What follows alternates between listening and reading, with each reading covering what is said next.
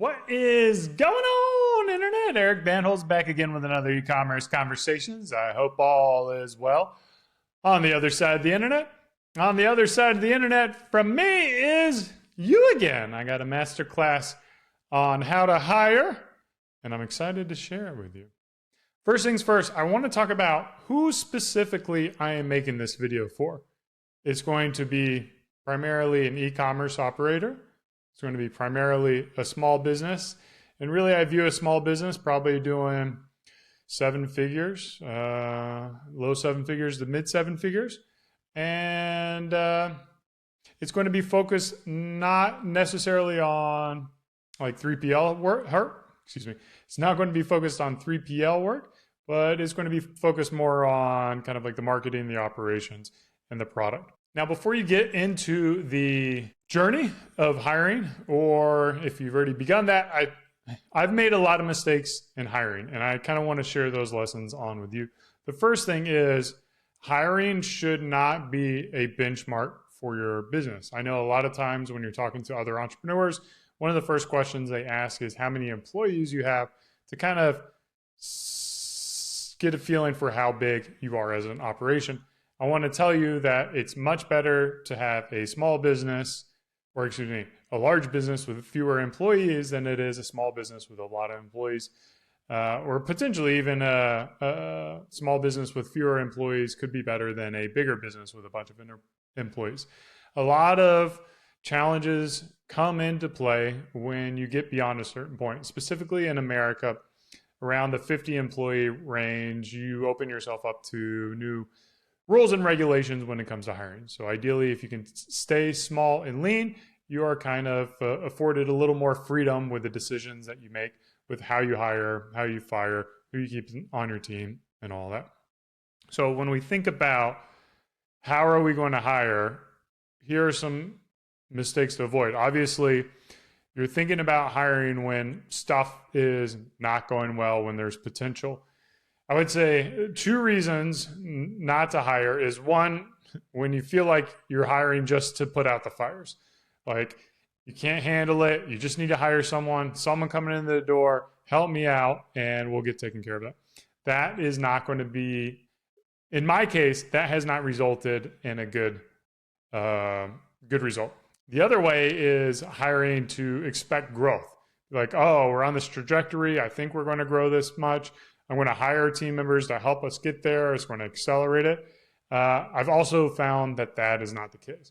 So we think about how do we kind of deal with this? I think the solution is before you hire, look into either consultants, agencies, or maybe third-party help from a place like Upwork, because that's going to allow you to, in the case of a consultant or an agency, really set up the systems and the processes that you need. When you do make a full-time hire, you can be very specific with what you're going to have your team member do. Speaking of specificity,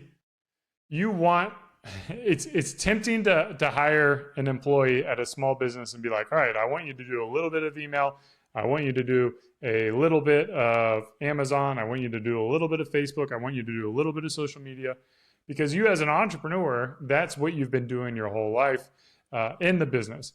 However, to get the most out of your team members, that is not going to be an efficient use of their time. So that's where we think about, we have an agency that does our email. We have our agency that does our Facebook. We have our agency that does our Amazon. And then as those scale and grow and they can support a full-time member who is entirely focused on that, that is when you make the hire. So your hire is actually happening when things are already kind of established and you're looking at ways to build efficiencies within your business. My other recommendation is to not hire an expert that's going to solve all your problems. Let's say you're thinking about doing a new marketing campaign and you want to hire an employee to grow your marketing channel, to grow your social media. Generally speaking, as a small business owner, your ability to find that kind of talent is going to be like a diamond or a needle in a haystack.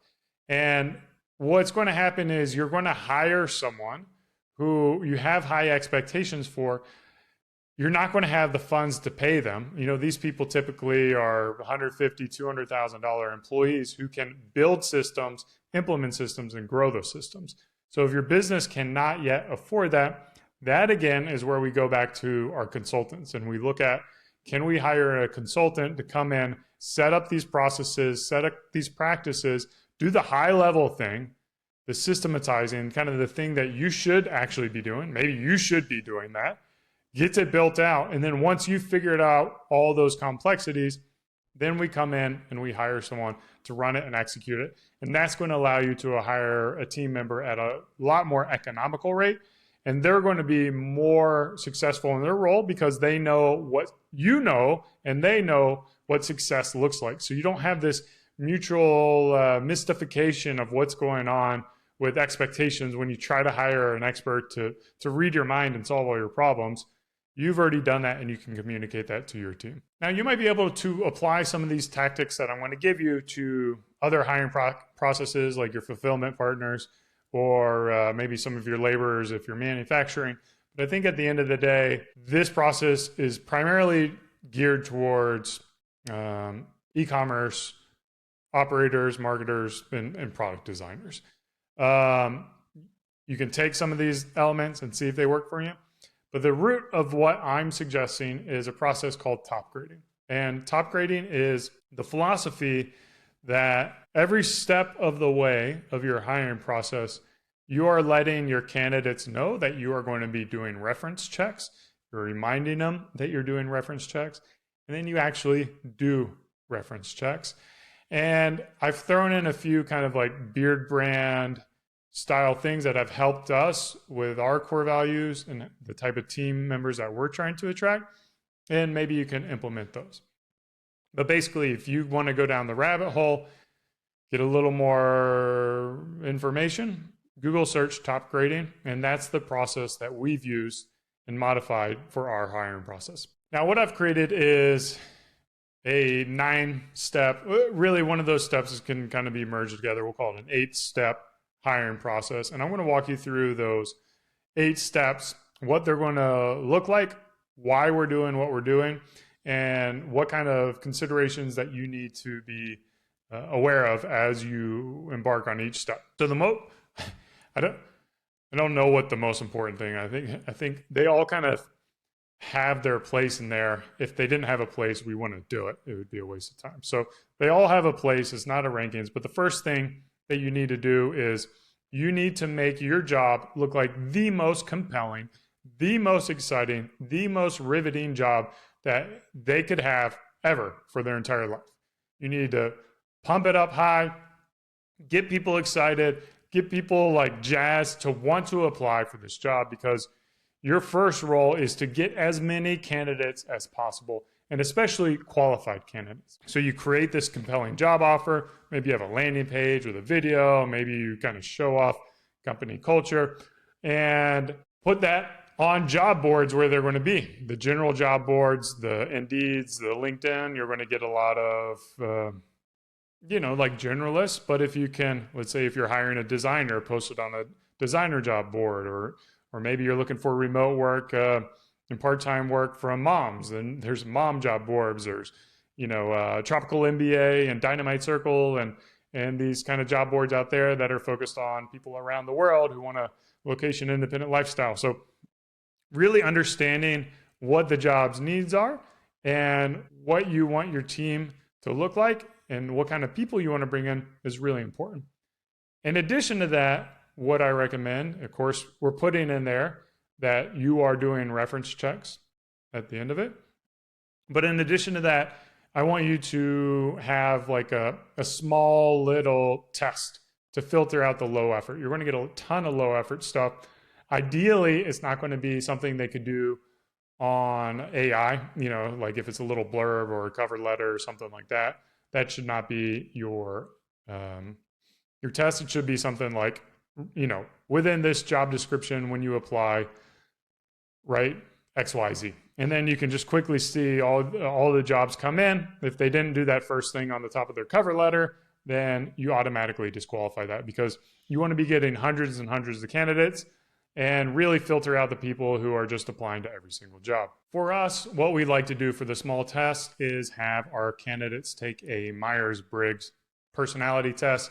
I know there's a lot of critics out there to Myers-Briggs. It's the one I understand the best. I understand it's not going to lead to a candidate to be hired or fired, but it does just kind of help me understand the way they see the world, how they interact with the world, and how that may fit within our company culture. Now, the second step in this process is your filtering process. How do you go through the resumes? How do you make sure that you are moving the right candidates along? Me personally, I'll kind of quickly go through the resume, but I find that resumes tend to be a lot of fluff. What I'm looking for and where I start with the information is really the cover letter. Did this person write a letter? Is it relative to the job? Are they not just talking about their qualifications and their self, where they can just copy and paste that cover letter, but are they understanding what the roles of the jobs are and then how their talents and their skills will apply to this role? Now, it's a tricky time out there because with AI, in theory, a lot of this could be done and automated. At the end of the day, I'm kind of a pro AI person. So if their result is a good result and they used AI to help them get there, then that's fine because they'll be allowed to use AI in their role, in their job. Now, when I'm looking at talent and skill, I over-index for communication, especially as we go remote, as you need to communicate with your vendors, or as you need to communicate with your customers and how to market to them. Communication is a very important skill set in e-commerce and in small businesses. So that moves us on to our third step, which is a very introductory skills test. And we have them do two things. One, we have them take a 1-minute typing test to see their familiarity, not just so much about how fast they type, but typically people who spend a lot of times on their computer are going to be more efficient and type faster. So to me, that's one of the major green flags in e-commerce as someone who's going to spend a lot of time on their computer is their familiarity with that, and their ability to kind of type is a quick and easy way to determine that. No one, especially today, I would say in today's environment, no one's really trained to be a secretary. So the ability to have a fast typing speed is not really necessary unless you spend a lot of time on the computer. The other thing we do is we ask them to write what our core values are, which is freedom, hunger, and trust. Do a short paragraph of each core value and what it means to them. And what I'm doing with that is I'm setting the expectation that Beadbrand is, one, a core value driven organization. This is how we make decisions. This is what's important to us. And to really see, like, culturally, if they view the world in the similar way that we view the world, and we align from a cultural fit before moving them on to the next step. Once those emails start coming back, then I move on to the next step, which I think is a step that not a lot of companies are doing, and is going to be a major, productivity hack in your hiring process, and really make sure that you start off your hiring process on the right foot with no animosity between you and the candidate. So that is a phone screening call. So we like what they're writing. We know they can type well. They have a good, resume. They check all your boxes. We're going to call them up. This is going to be a 15-minute call, no more than 15 minutes. And you're just going to call them out of the blue, unscheduled, and see if they pick up. Sometimes in today's environment, you can see issues with candidates not picking up their phone. However, I will leave a message and tell them that I'm going to call back so they can recognize the phone number. And sometimes they'll try to call me back, and if I'm available, I'll also take those calls. But the questions I'm asking in the screening are, where is the job located? Is it in office or is it remote? Either one of those going to be an issue for you. That is the expectation. This compensation, this is a big one. You say, hey, for this job, we'll pay $50,000. Are you okay with that? Say that. Are you okay with $50,000? Are you okay with working remote? Are you okay with working in the office? Do you understand the duties of the job, or what is your interpretation of the duties of the job? What we're trying to do is just make sure everybody is clear about what this job is and let them know that there is not going to be a negotiation at the end. If these are not acceptable to you, that's fine. We're just going to save a lot of time and not send you through the next hiring process, which is a little more time intensive for both the candidate and for you as an operator. The other great thing about phone screening calls is, again, you get to quickly understand how well they communicate. You can hear them on the phone.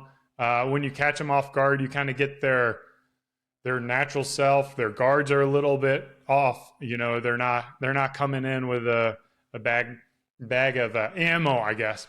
In addition to that, during the phone screening interview, you want to remind them that you will be doing reference checks that they need to facilitate and organize, assuming that a job offer is on the table. So they have the expectations. They're going to reach out to past employers and facilitate and organize those conversations. Assuming they pass all that, we move on to the next step, which is going to be step number 5, which is our skills test. And this is where we actually see, do they have the skills to be competent in their role? This is for customer service. We'll see how they prioritize their tickets, how they answer the tickets. For graphic designers, I'll bring them in and I will literally watch them design a label project. So we've done that. We have essentially like the same project all designers do, and I will awkwardly look over their shoulder and see how comfortable they are and see how they solve the problems. Sometimes a candidate may not, in design in particular, may not know what to do. They'll ask me or they'll fumble around with it, but I want to see how they solve those problems. I know it's an intense situation and maybe not exactly like work, but that creative thinking, if they get on Google and they Google it to solve the problem, I'm totally okay with that. But those are the things where, you know, I know how I like to work and what I see out of my team members. You may have different expectations for how they work. So watching somebody work and having a consistent skills test among all candidates is going to quickly show you who's going to be the best for the role and who won't. In addition to that, we do have a standardized testing. We use a company called Criteria Corp, and it's called the CCAT, CCAT. And basically, it's kind of a problem-solving style quiz, basically setting like company standards across the board of how they might perform within a certain role. Now, I don't know if Criteria is the best platform for that. Nowadays, we kind of implemented it, like 10 years ago? And it's like once you kind of build along the same process, you want to have all the candidates do the same one. So you just have that consistency over time to know where they sit. If you're always changing your program, you're not going to know how that compares to previous candidates and kind of how they ended up working within your organization. Consistency is kind of a key when it comes to testing a standardized test. Now, again, in today's world, a lot of companies have gone remote. You may need to have some kind of like screen share to watch people do designs nowadays, especially if you're hiring a remote person. I always like bringing candidates in. However, you know, we've gone remote as well. So being aware and communicating that to your candidates up front and say, hey, we're going to do a skills test. You're going to need to share your screen so I can see it. And also know, I hope this isn't the case for a lot of candidates. There are AI tools out there that allow candidates to basically cheat using AI. They can kind of fake their screen and the information that they're getting. So be aware of that depending on what your skill is that you're looking for. If it is something like programming, you're going to have to really keep an eye out on that. But if it is something like, you know, customer service, our customer service team uses AI to help respond to customers all the time. So I don't really have a problem with that. And if they want to use that tool, I think you need to be clear with your candidates whether or not AI is an acceptable tool or not, and what your needs are for the customer and for your employee. Next step of the hiring process is what we call the top grading interview. So we bring the candidate in. This is going to be a longer interview, and it's going to be the interview that goes based on their past job. And I've kind of like removed all the fluff questions. What's really important here is that we're asking the same questions in regards to their previous jobs. And they're not like, fluff questions like how good did you do there or whatever. I think some of my favorite questions, it's only 10 questions. It's, who is your supervisor? When we call your supervisor, what are they going to say about you? So again, we're setting the expectation that we're going to be doing a reference check with this person, and then we're going to validate that. So we will call that supervisor and verify if that's true or not. We're doing the past 3 jobs. We're not doing their whole career. The top grading, I think they want it to be like a 2-hour interview. That to me is a little bit of overkill. But with 3, you really start to get an idea and a feel. If you're a baller, which I am not, and like after the first round of questions that they're not a good fit, I would try to cut that interview short because just going through the motions is not doing anyone any service, not doing you anything. And unfortunately for the candidate, if a no is a no, you're just going to waste their time by keeping them there, going through a very unawkward situation. So if you do know the candidate's not a right fit, maybe think about ways to end that interview early would be one of my recommendations.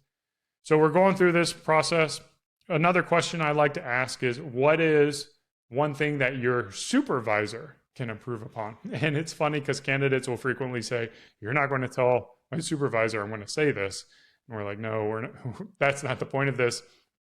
The point of that question is when you're asking it for 3 previous supervisors, if it always seems to be like, oh, my supervisor could communicate better. Oh, my supervisor could communicate better.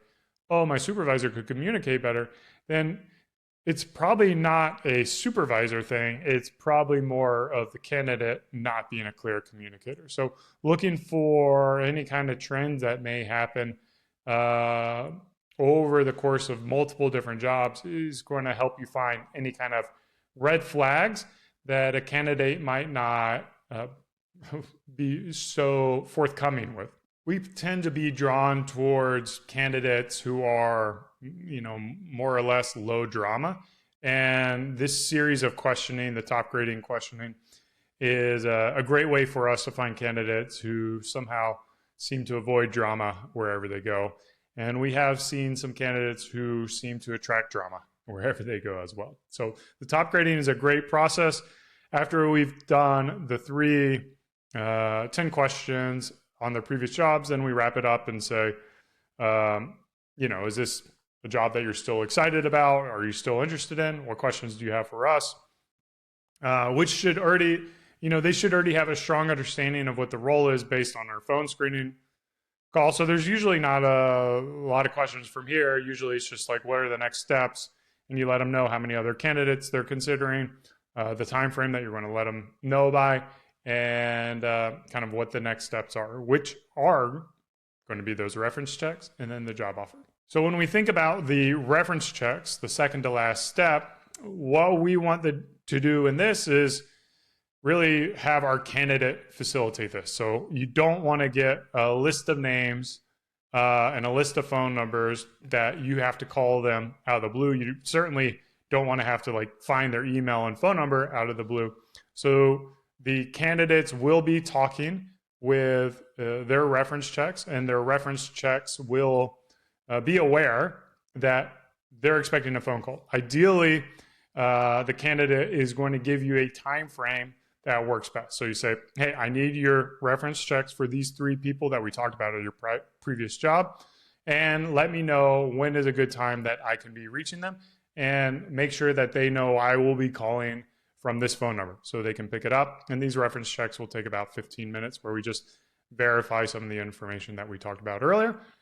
And then you do it. You actually do reference checks. I think as a small company, we tend not to do that, but the reference checks is really a great way to get a better understanding of your team members and what they're going to look like.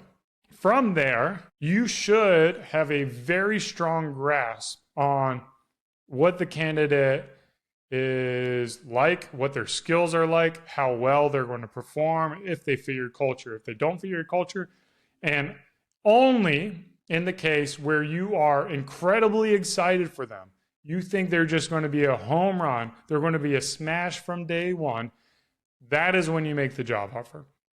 And because you've done in your phone screening interview, you set the expectation for the salary, you know what it's going to be, you make that offer, everyone's on the same page. The only thing left for them to do is to accept it.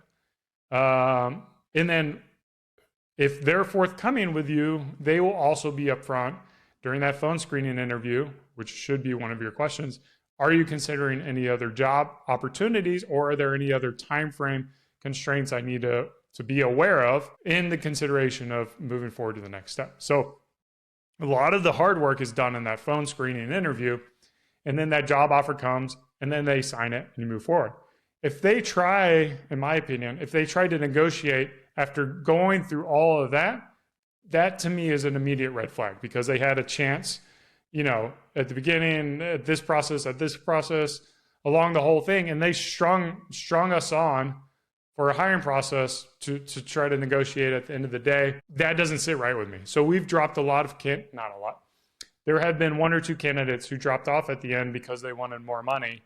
And really, you have to be hard on that phone screen. You have to ask those hard questions directly and clearly and write them down in your notebook to understand whether or not this person will they say they do this? Because for me, trust is one of our core values. So if they say that this compensation amount is good for them, I trust them. They are eroding trust if they come in and say, oh, you know what? That's not going to do it. Or they don't have the communication skills or the confidence to speak up and defend themselves.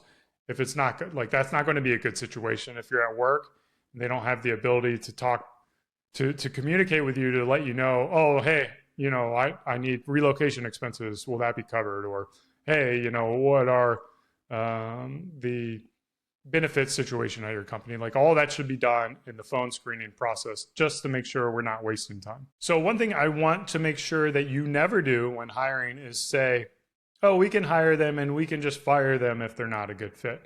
If you are ever saying that, they are not going to be a good fit. I can tell you that right now. That comment alone is indicating that you are on the fence with them. You're kind of hoping and crossing your finger that they're going to be a fit, but the reality is they're not. And then you're going to have this tough situation 3 months down the road, 6 months down the road, where you have to fire them, take over their work, you get your computer back, change all the passwords, wasted all that time training them up. So only make a hire when you are absolutely certain they're going to kick ass for your company. If you want to make one of those hires where, oh, we can always fire it, that's what your Upwork talent is for. That's what your independent contractors are for. That's what your consultants are for. Those are the situations, the agencies out there. Those are the situations where if it doesn't work, it doesn't work, because they're built for that kind of ebbs and flows of business coming in and out. You're playing a dirty game with employees if you're going to be trying to do that. Nowadays, I feel very confident with our hiring process, but this was not always the case. We've had many team members who are great people. However, they didn't fit our culture and really weren't set up for success. And that's kind of on my shoulders, and I feel bad about that. I know it's kind of cliche to say, but they are great people. Everyone wants to come to Beadbrand. Everyone who's taken the job at Beadbrand wants to be successful. However, there's certain things about working at Beadbrand, working with me, that they're going to have to cater to. And if they're not set up for that, it's heartbreaking. There's some tough people or some tough situations where we've had to let people go who I love and I adore, but they just weren't in the right fit, or We didn't have a clear expectation for what their role was going to be. We were asking too much out of them. We had them doing 4 or 5 different things. Learn from me, hopefully. Listen to this podcast. Hopefully it was beneficial to you. As always, thanks for everything. Cheers. Keep on growing.